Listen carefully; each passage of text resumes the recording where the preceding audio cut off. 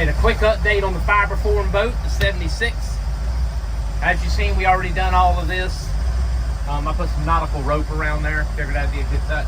But we got the motor running, temperature's holding at 165. It's been running about 20 minutes. Oil pressure is at about close to about 65. The voltage running about 14. Everything seems to be running fine. Like I said, it's been running about 20 minutes. We got the gas tank out.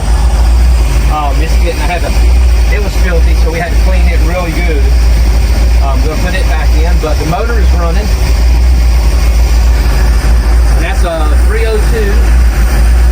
Everything seems to be running fine. It's been running 20 minutes.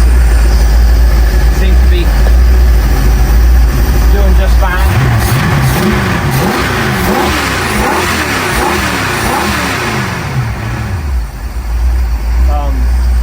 So I think we got everything sealed. We ain't got any leaks.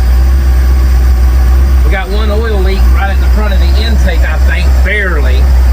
But we'll take care of that. It's not leaking enough to even worry about, really. Everything else is working fine.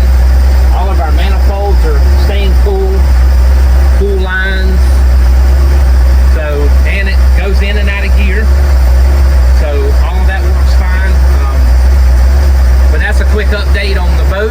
The motor is finally in. Now we can finish all of this stuff that we got around here and try to get this thing to the lake. And then eventually we'll be in the ocean with it, going offshore to fish. But hope you enjoyed the video, and we'll give you more updates as we get the rest of the cosmetic work done. Have a great day.